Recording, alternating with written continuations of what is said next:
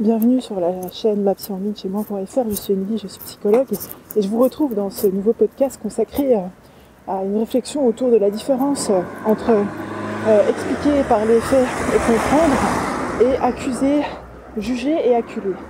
Bon, comme ça peut sembler bateau, mais j'ai remarqué en fait que c'était une erreur commune, certainement que je l'ai d'ailleurs faite moi-même avant de me pencher sur la question.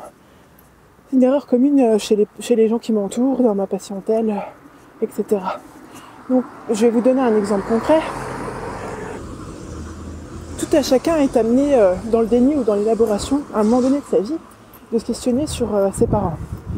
C'est-à-dire qu'à un moment donné de son développement émotionnel et psychologique, etc., on fait la synthèse, on fait la synthèse, on va dire, des défauts et des qualités de ses parents pour, entre guillemets, en tirer, dans le meilleur des cas, des enseignements et dans le pire des cas, de couper avec eux. Alors, comment cette problématique elle intervient ici ? C'est, d'ailleurs, je vais pas vous mentir, je discutais de ça avec une personne de mon entourage, comme d'habitude. Vous allez vous dire, elle doit vraiment gaver les gens autour d'elle et faire que de parler toute la journée. Non, je vous rassure, c'est pas le cas. Donc, je reviens sur cet exemple-là. Quelqu'un qui était à un moment de sa vie, voilà, où cette personne-là, elle s'interrogeait sur l'éducation qu'elle avait reçue, notamment de sa maman qui l'avait élevée. Et elle se posait la question. Et en fait, je l'ai invitée à faire le bilan des défauts et des qualités de sa mère. Et cette personne-là, elle me disait, mais je vais pas couper avec elle, ça se fait pas, etc. Pour voilà, tout ce qui est approprié de faire socialement, éthiquement, moralement, d'après elle. Et d'ailleurs, je suis plutôt d'accord. Mais dans le meilleur des cas, dans le meilleur des mondes, c'est d'entretenir des bonnes relations avec ses parents. Mais elle me disait, mais je vais pas faire ça. Enfin voilà, elle comprenait pas ce que je voulais lui dire. Et bon, c'est une discussion qu'on a eue sur 2-3 jours. Et au début, je comprenais pas pourquoi elle résistait autant, entre guillemets, parce que pour moi, ce que je lui demandais, c'était pas comment dirais-je, de couper les ponts avec sa mère. Ce que je l'invitais à réaliser, en fait, c'était d'accepter la finitude humaine de sa mère, le fait que sa mère n'est pas parfaite, c'est tout, quoi.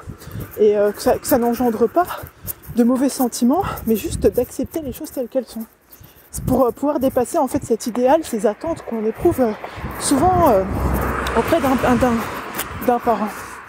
Et en fait, ça a popé dans ma tête, je me suis dit, mais finalement, cette personne-là qui a d'ailleurs reçu une éducation basée sur le jugement, l'accusation et le fait d'acculer l'autre, ne comprend pas la différence entre comprendre, expliquer dans une démarche rationnelle, intellectuelle, ce que j'invite à faire souvent mes patients pour qu'ils puissent, être en paix tout simplement et ne plus avoir d'attentes insatisfaites et qui engendrent de la frustration, de la colère, et être dans une démarche que je qualifierais plutôt d'intellectuelle, où on fait la synthèse des défauts et des qualités, pour comprendre en fait, pour expliquer, pour pouvoir se représenter pourquoi son parent est comme ça.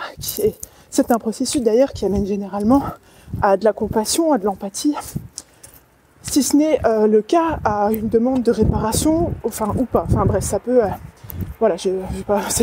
c'est pas le sujet, mais c'est tout ça pour vous dire qu'il y a une grosse différence quand on arrive comme ça.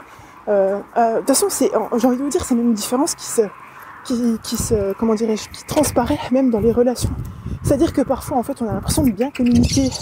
On a des choses à dire dans un fond, et on a l'impression d'utiliser une forme qui est adéquate, parce qu'entre guillemets, on n'a dit que la vérité, mais on a posé un jugement, une accusation, on a acculé l'autre. Du coup, l'autre, il reçoit ça avec son émotion, et pas du tout avec son intellect, puisque quand on est dans une démarche de compréhension, d'intellectualisation, on est plus à travailler sur les faits, et non à accuser et juger la personne. Du coup, elle est plus encline, je pense, à recevoir nos remarques. Voilà. J'espère que ce podcast vous sera utile. D'ailleurs, si vous pensez qu'il pourrait être utile à une autre personne, je m'excuse pour les bruits de fond, je suis dans la rue. Je vous invite à le partager, à vous abonner à la chaîne pour qu'on puisse rester en contact. Je vous dis à bientôt. N'oubliez pas que vous êtes la première personne à bénéficier du crédit que vous accordez à votre existence. Bye.